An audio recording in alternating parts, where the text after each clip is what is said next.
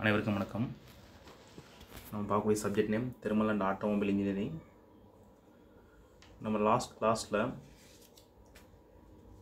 Rear axle டிரைவ்ஸை பற்றி பார்த்தோம். இந்த கிளாஸில் பார்க்கும்போது டிஃப்ரென்ஷியல்னா என்ன, பர்பஸ் ஆஃப் டிஃப்ரென்ஷியலோட கன்ஸ்ட்ரக்ஷன் அண்ட் ஆப்ரேஷன் பற்றி பார்க்க போகிறோம். டிஃப்ரென்ஷியல் எதுக்காண்டி யூஸ் பண்ணுறாங்க பார்க்கும்போது, டிஃப்ரென்ஷியல் மெக்கானிசம் வந்து ஒரு வாகனம் ஒரு வளைவு பாதையில் திரும்பும்போது நமக்கு டிஃப்ரென்ஷியல் மெக்கானிசம் மிக அவசியமானதாக இருக்குது. படத்தில் பாருங்கள், டயக்ராமில் பாருங்கள். ஒரு வாகனம் ஒரு வளைவு பாதையில் செல்கிறது. அப்படி செல்லும்போது முன்பக்கம் பின்பக்க வீல்களை பாருங்களேன். அதில் வலது பக்கம் வீல் குறைந்தளவு வேகத்தில் சுழன்றால் போதும். ஆனால் இடது பக்கம் உள்ள சக்கரங்கள் பார்த்திங்கன்னா கொஞ்சம் அதிக அளவு சுற்றணும், அதிக டிஸ்டன்ஸ் போகும். இப்போ பாருங்கள், 0-1 அந்த பாதையெல்லாம் பார்த்திங்கன்னா நமக்கு வாகனமானது செல்லுது.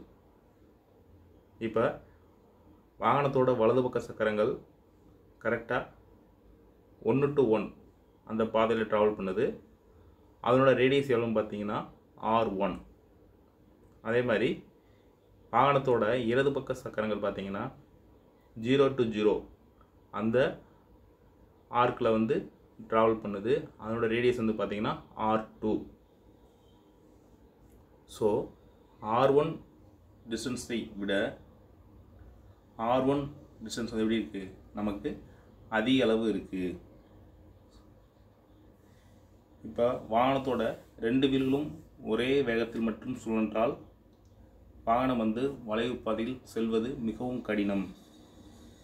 ஏனென்றால் 2 சக்கரங்களும் ஒரே நேரத்தில் சுழன்றால் வாகனமானது திரும்பும்போது வாகனத்தில் உள்ள அந்த ஷாஃப்டானது, வீல்களுக்கு பவரை கடத்தும் இந்த ஷாஃப்டானது உடைய நேரிடும், பெண்டாக நேரிடும். அதே மாதிரி வாகனம் பாதையிலிருந்து ஸ்லிப்பாகி கீழே விழ நேரிடும். ஸோ இந்த மாதிரி காரணங்களுக்காக வாகனங்களில் டிஃப்ரென்ஷியல் மெக்கானிசமானது பயன்படுகிறது. டயக்ராம் பார்த்துருக்கீங்க. இதில் R1 டிஸ்டன்ஸை விட R2 டிஸ்டன்ஸ் அதிகமாக தூரம் உள்ளது. ஸோ R1 பக்கம் உள்ள 2 வலது பக்க சக்கரங்கள் வாகனத்தின் வேகத்திற்கு ஏற்ப சுழன்றால் மட்டும் போதுமானது. அதே மாதிரி R2 பாதையில் செல்லும் அந்த இடது பக்க சக்கரங்கள் பார்த்திங்கன்னா அதை விட சற்று கொஞ்சம் கூடுதலாக சுழன்று வளைவு பாதையை கடக்கின்றது. ஸோ இந்த ஒரு காரணங்களுக்காக டிஃப்ரென்ஷியல் மெக்கானிசமானது வாகனங்களில் மிக முக்கிய பங்கு வகிக்கிறது. இப்போ நாம் பார்க்கக்கூடியது construction and operations of self locking differential. நம்ம ஃபைனல் டிரைவில் பார்த்தோம்ல, இதுக்கு முன்னாடி பார்த்த சாப்டரில் ஃபைனல் டிரைவில் பார்த்தோம்ல, அதே மெக்கானிசம் தான் இங்கே.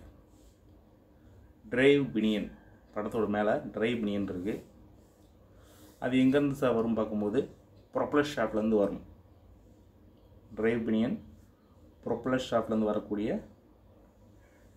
ஷாஃப்டில் கனெக்ட் ஆகக்கூடியதான் டிரைவ் பினியன். ஸோ அதான் பார்த்திங்கன்னா டிரைவ் மெக்கானிசம். அந்த பவரானது பார்த்திங்கன்னா எங்கே போகுதுன்னு பார்த்தீங்கன்னா கிரவுண்ட் வீல் அல்லது ரிங் கியர்னு சொல்லுவாங்க.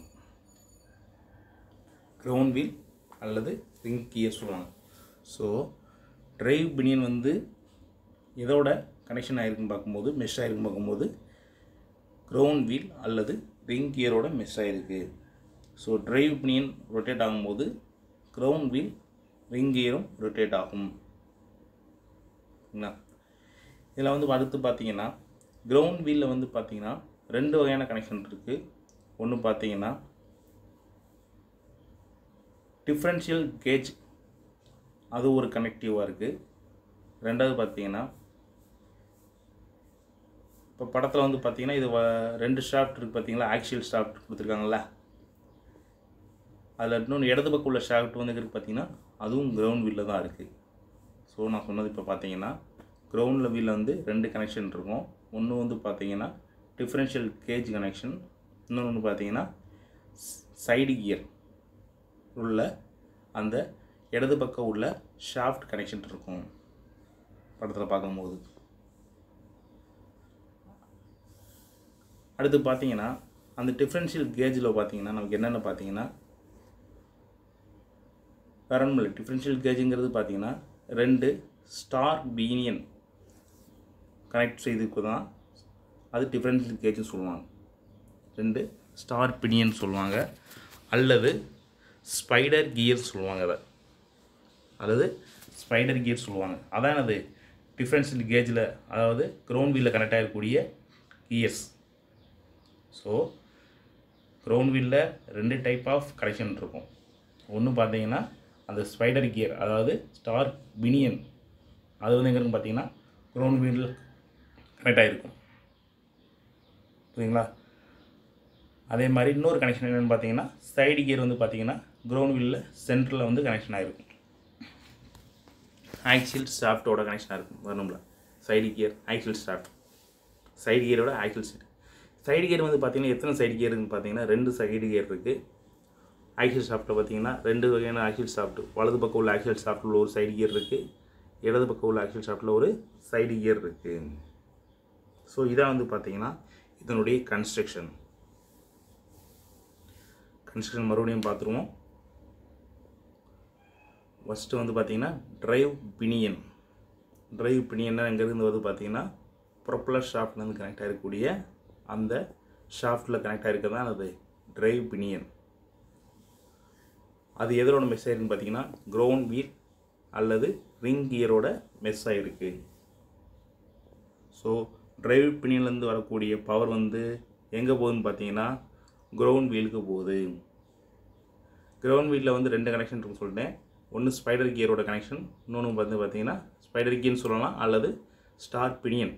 நம்ம படத்தில் உள்ள மாதிரியே பார்த்துருவோம், ஸ்டார் பினியன் பார்த்துருவோம். ஸோ கிரவுண்ட் வீலில் உள்ள 2 கனெக்ஷன் என்னென்னு பார்த்தீங்கன்னா ஒன்று ஸ்டார் பினியன், இன்னொன்று வந்து பார்த்தீங்கன்னா ஆக்சியல் ஷாஃப்ட்.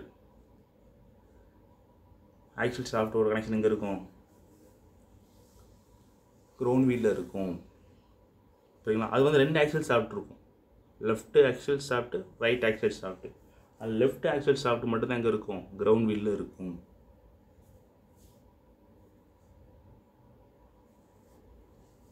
இப்போ அந்த 2 கிரவுண்ட் வீலோட கனெக்ட் ஆகக்கூடிய அந்த 2 ஸ்டார் பினியனோட 2 சைடு கியர் சொல்லலாம், இங்கே சன் கியர்னு போட்டிருக்காங்க. ஸோ அந்த 2 சன் கியரும் அந்த ஸ்டார் பினியனோட மிஸ் ஆகிற மாதிரி கனெக்ஷன் இருக்கும். ஆக்சியல் ஷாஃப்டோடலேருந்து ஒரு சன் கியர் போகுது பார்த்தீங்களா? வலது பக்கம் ஆக்சியல் ஷாஃப்ட்லேருந்து ஒரு சன் கியர் கொடுத்துருக்காங்க, அது மாதிரி இடது பக்கம் ஆக்சியல் ஷாஃப்ட்லேருந்து ஒரு சன் கியர் கொடுத்துருக்காங்க.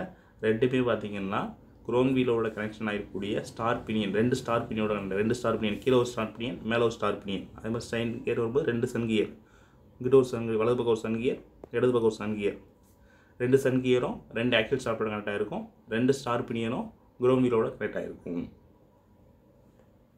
இப்போ normal running condition, working condition பாருங்கள். இப்போ normal working condition, normal running, எந்த ஒரு சைடு பாதையில் வாகனம் போகல, நேரான பாதையில் வந்து வாகனம் சென்று கொண்டிருக்கிறது. இப்போ வந்து பவரானது இன்ஜினிலிருந்து கியர் பாக்ஸ் வழியாக ப்ரொப்பலர் ஷாஃப்ட் சென்றடைகிறது. ப்ரொப்பலர் ஷாஃப்ட் ரொட்டேட் ஆகும்போது நமக்கு டிரைவ் பினியனானது ரொட்டேட் ஆகிறது. அதில் உள்ள அந்த பவரானது எங்கே செல்கிறதுன்னு பார்க்கும்போது கிரவுண்ட் வீல், ரிங் கியர் செல்கிறது. ஸோ கிரவுண்ட் வீல் ரொட்டேட் ஆகும்போது நமக்கு வந்து பார்த்திங்கன்னா கிரவுண்ட் வீலோட கனெக்ட் ஆகிருக்கக்கூடிய அந்த ஸ்டார் பினியனானது எப்படி சொல்லிட்டாது, கிரவுண்ட் வீலோட சேர்ந்து சுற்றுது. அப்போ நம்ம ஸ்டார் பினியனுடைய டீத் வந்து ரொட்டேட் ஆகாது, அந்த ஸ்டார் பினியன் மட்டும் என்னாகும், நமக்கு கிரவுண்ட் வீல் ஆக்சிஸை பொறுத்து நமக்கு ரொட்டேட் ஆகும். ஸோ அப்படி ரொட்டேட் ஆகும்போது நமக்கு என்னாகும் பார்த்தீங்கன்னா அதோட கனெக்ட் ஆகிருக்கக்கூடிய சன் கியர்ஸ், 2 சன் கியர்ஸ் இருக்குது பார்த்தீங்களா, ஆக்சியல் ஷாஃப்ட்டோட கனெக்ட் ஆகி 2 சன் கியர்ஸ்க்கு ட்ரான்ஸ்ஃபர் ஆகி, ஸோ அதோட வந்து பவரானது டிரான்ஸ்மிட் ஆகுது. இடது பக்கம் பார்த்தீங்கன்னா கிரவுண்ட் வீலில் பீரிங் கொடுத்துருக்காங்க. காரணம் என்ன பார்த்தீங்கன்னா கிரவுண்ட் வீல் பவர் வந்து டைரெக்டாக வந்து சைடு கியர்ஸில் போகாமல் இருக்கிறதுக்காண்டி. அதே மாதிரி பேரிங் பர்பஸன் நமக்கு வந்து ஷாஃப்டோட மெயின்டெனன்ஸ் ப்ளஸ் அதோடைய பராமரிப்பு, அதோடைய பிரேக்கேஜை தடுக்கிறதுக்காண்டி நமக்கு பேரிங்ஸ் கொடுத்துருக்காங்க. ஸோ பவர் டிரான்ஸ்மிஷன் வந்து இந்த மாதிரி தான் போகுது. டிரைவ் பினியன்லேருந்து கிரவுண்ட் வீலுக்கு போகுது, கிரவுண்ட் வீலிருந்து சன் கியருக்கு போகுது, ஸ்டார் பினியனுக்கு போகுது, ஸ்டார் பினியன்லேருந்து 2 சன் கியருக்கு போகுது. புரியுதுங்களா? இப்போ வாகனங்கள் வந்து நேரான பாதையில் செல்லும்போது பவர் வந்து ஒரே மாதிரி 2 வீலுக்கும் டிரான்ஸ்மிட் ஆகுது. ஸோ 2 வீலும் வந்து ஒரே வேகத்தில் வந்து சுழல்கிறது. இப்போ ஒரு பெண்டிங் திரும்புகிறோம், வாகனம் வந்து பெண்டிங் திரும்புது, ஒரு வளைவு பாதையில் செல்லுது அப்படின்னு வச்சுக்கிட்டோம்னா பவர் டிரான்ஸ்மிஷன் வந்து எப்பயும் போல தான் நடக்கும். அதில் எந்த ஒரு மாற்றமும் இல்லை. ப்ளஸ் எதில் பவர் வந்து இன்னும் கொஞ்சம் ஜென்ரேட் ஆகும் பார்த்தீங்கன்னா, ஸ்டார் பினியனில் வந்து நமக்கு வந்து எந்த வீலுக்கு அதிகமான பவர் தேவைப்படுதோ அந்த பவரை வந்து ஸ்டார் பினியன் தான் கொடுக்குது. புரியுதுங்களா? ஸ்டார் பினியன் வந்து ஸ்ட்ரைட்டாக வாகனம் வந்து நேரான பாதையில் செல்லும் போது ரொட்டேட் ஆகாமல் ஒன்லி வந்து கிரவுண்ட் வீலில் உள்ள பவரை எடுத்து சைடு கியருக்கு கொடுக்குது, அதாவது சன் கியருக்கு கொடுக்குது. வாகனம் வந்து வளைவு பாதையில் செல்லும்போது கிரவுண்ட் வீலில் உள்ள பவரை எடுத்துக்குது. அதே மாதிரி ஸ்டார் பினியன் அதோட ஆக்சிஸை பொறுத்து ரொட்டேட் ஆகுது. ரொட்டேட் ஆகி எந்த வீலுக்கு அதிக அளவு பவர் தேவைப்படுதோ அந்த வீலுக்கு, அந்த சன் கியருக்கு பவரை அதிகமாக டிரான்ஸ்மிட் பண்ணுது. ஸோ டிரைவ் பினியன்லேருந்து பவரான கிரவுண்ட் வீலுக்கு போகுது, கிரவுண்ட் வீலிருந்து ஸ்டார் பினியனுக்கு போகுது, ஸ்டார் பினியன்லேருந்து சன் கியருக்கு போகுது. இது வந்து நார்மலாக நடக்கக்கூடியது எப்போ வாகனமானது வளைவு பாதையில் செல்லும்போது. சரிங்களா? எப்பெல்லாம் வளைவு பாதையில் வாகனம் சுழலுதோ, வாகனம் வந்து செல்கிறதோ அப்பெல்லாம் வந்து ஸ்டார் பினியன் வந்து அதனுடைய ஆக்சிஸை பொறுத்தும் சுழன்று நமக்கு வந்து வாகனங்கள் வந்து வளைவு பாதையில் செல்லும்போது ஸ்மூத்தாக நமக்கு செல்ல உதவுகிறது. இதான் வந்து டிஃபரன்ஷியல் மெக்கானிசம். நம்ம அடுத்து பார்க்கக்கூடியது நான் ஸ்லிப் டிஃபரன்ஷியல். இது வந்து பார்த்திங்கன்னா அமைப்பு பார்த்திங்கன்னா நம்ம இது ஃபுல்லாக முன்னாடி பார்த்த டிஃபரன்ஷியலுடைய அமைப்பு மாதிரியே தான். கிரவுண்ட் வீல் இருக்கும், டிரைவ் பினியன் இருக்கும், அதே மாதிரி சன் கியர் இருக்கும், ஸ்டார் பினியன் இருக்கும், ஷாஃப்ட் இருக்கும்.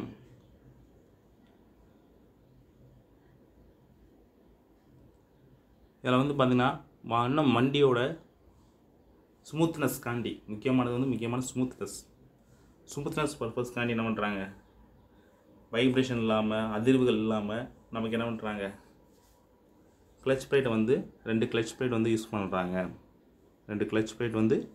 பண்ணுறாங்க.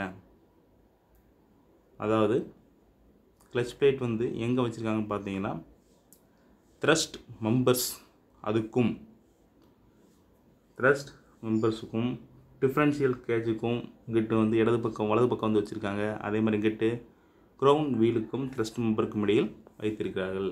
ஸோ இதன் மூலமாக வந்து வாகனங்கள் வந்து ஸ்லிப் ஆகாமல் ஸ்மூத்தாக வளைவு பாதையில் திரும்புகிறது. இதான் வந்து நான் ஸ்லிப் டிஃபரன்ஷியல். கிட்டத்தட்ட ரெண்டோடைய அமைப்பு ஒரே மாதிரி தான். அதில் உள்ள மாதிரி தான் டிரைவ் பினியன் இருக்குது, கிரவுண்ட் வீல் இருக்குது, சன் கியர்ஸ் இருக்குது, ஸ்டார் பினியன்ஸ் கியர்ஸ் இருக்குது. ப்ளஸ் என்னென்னு பார்த்தீங்கன்னா இதில் வந்து வரணும்ல 2 கிளச் பிளேட் அட்டாச் பண்ணியிருக்காங்க. அந்த 2 கிளச் பிளேட்டோட எங்கே இருக்குன்னு பார்க்கும்போது வலது பக்கம் பார்த்தீங்கன்னா த்ரஸ்ட் மெம்பருக்கும் டிஃப்ரென்ஷியல் கேஜுக்கும் இடையில் உள்ளது. அதே மாதிரி இடது பக்கம் பார்க்கும்போது கிரவுண்ட் வீலுக்கும் த்ரஸ்ட் மெம்பருக்கும் இடையில் உள்ளது.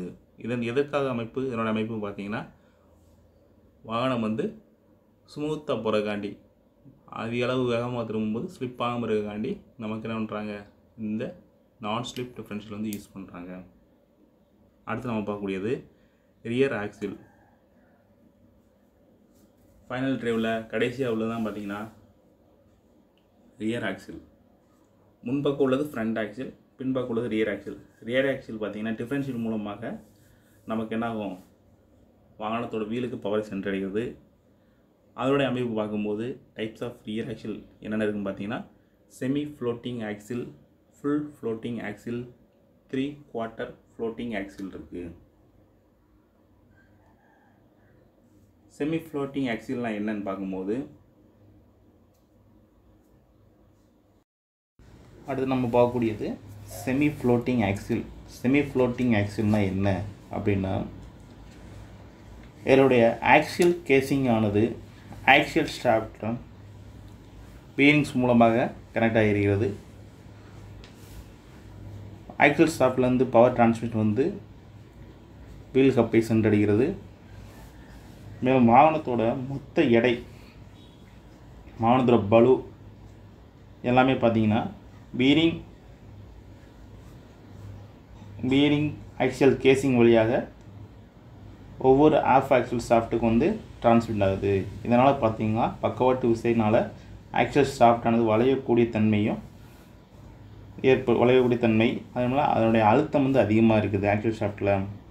மேலும் வந்து ஆக்சில் ஷாஃப்ட் வந்து பார்த்திங்கன்னா உங்களுக்கு தெரியும் சுழல் விசை சொன்னல டிரைவ் மெக்கானிசம் என்னது எடுத்து வீல் கப்பை சென்றடைகிறது. ஸோ வாகனத்தோட டோட்டல் வெயிட் வந்து பார்த்திங்கன்னா ஷாஃப்ட் ப்ளஸ் வீலை வந்து அதிக அளவு தாங்கிக்கிறது. அடுத்து நம்ம பார்க்கக்கூடியது full floating axle. Full floating ஆக்சில்னு பார்க்கும்போது இது வந்து பார்த்திங்கன்னா மோஸ்ட்லி எல்லா இடத்துலையும் யூஸ் பண்ணக்கூடியது, எல்லா அமைப்புலையும் யூஸ் பண்ணக்கூடியது. இதில் வந்து பார்த்திங்கன்னா ஆக்சில் ஷாஃப்ட்டில் வெளியில் வந்து பார்த்திங்கன்னா ஒரு ஃப்ளான்ச், இது வந்து ஃப்ளான்ச் ஸ்லீவில் என்ன பண்ணுறாங்க போல்ட் மூலமாக ஃபிக்ஸ் பண்ணுறாங்க. சரிங்களா? ஆக்சில் ஷாஃப்ட் வெளிமுனையில் வந்து ஃப்ளான்ச் ஸ்லீவில் வந்து பார்த்திங்கன்னா ஒரு ஃப்ளான்ச் ஆனது போல்ட் மூலமாக ஃபிட் பண்ணுறாங்க. ஃப்ளான்ச் ஸ்லீவானது ஆக்சில் கேசிங்கோட பீரிங் மூலமாக கனெக்ஷன் ஆகிருக்கு. மேலும் ஆக்சில் ஷாஃப்ட்டு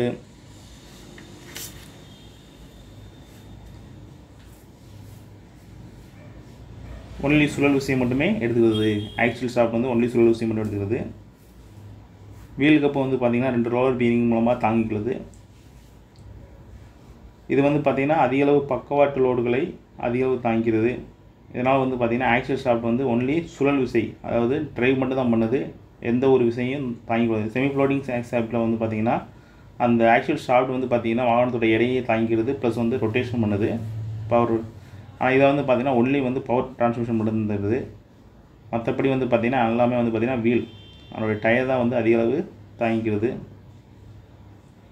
ப்ளஸ் வந்து ஆக்சில் கேசிங் வந்து பார்த்திங்கன்னா அதிக அளவு வாகனத்தோட எடையும் தாங்கிக் கொள்கிறது. அடுத்து நம்ம பார்க்குறது 3/4 ஃப்ளோட்டிங் ஆக்சில். 3/4 ஃப்ளோட்டிங் ஆக்சில் இதோட அமைப்பு வந்து பார்க்கும்போது ஃபுல் ஃப்ளோட்டிங் ஆக்சிலுக்கும் செமி ஃப்ளோட்டிங் ஆக்சிலுக்கும் இடைப்பட்ட வடிவமைப்பு. இதில் வந்து பார்த்திங்கன்னா ஆக்சில் கேசிங்க்கும் ஷாஃப்ட்டுக்கும் பீரிங் நடுவில் இருக்க பதிலாக ஆக்சில் கேசிங்க்கும் ஹப்புக்கும் இடையில் இருக்குது. ஆக்சில் கேசிங்க்கும் வீல் ஹப்புக்கும் நடுவில் பீரிங் வந்து இருக்குது. வாகனத்தோட எடை காரணமாக ஆக்சில் ஷாஃப்டானது வளையக்கூடிய தன்மையும் உடையக்கூடிய தன்மையும் தாங்கிக் கொள்வதில்லை. ஆனால் அந்த பளுவு பார்த்திங்கன்னா பீரிங் மற்றும் ஹப் வழியாக ஆக்சில் கேசிங் எடுத்துக்கொள்கிறது. பீரிங் ஆனது வீலை இயக்கும் நிலையில் அமைந்திருக்கிறது. ஸோ இந்த வகை இயக்க சுழல் விசையும் ஆக்சில் ஷாஃப்டின் முனையில் ஏற்படும் பளுவையும் எடுத்துக்கொள்கிறது. இந்த வகை கார்களுக்கு நடுத்தர வாகனங்களுக்கும் பயன்படுகிறது.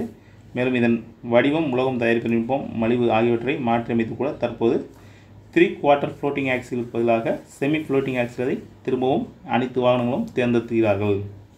சரிங்களா? ஸோ செமி ஃப்ளோட்டிங் ஆக்சில் வந்து ஃபுல் ஃப்ளோட்டிங் ஆக்சில் வந்து எல்லாத்துக்கும் சூட்டபுளாக இருக்குது.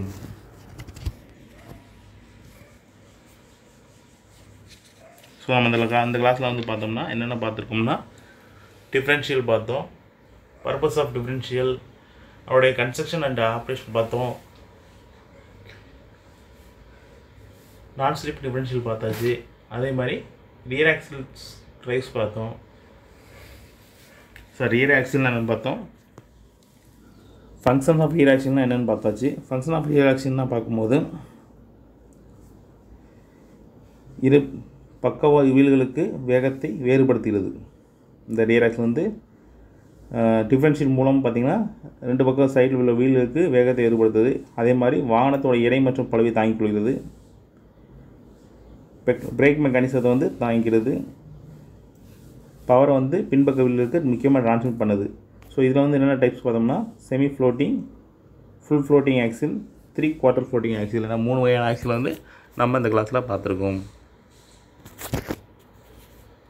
Okay, thank you.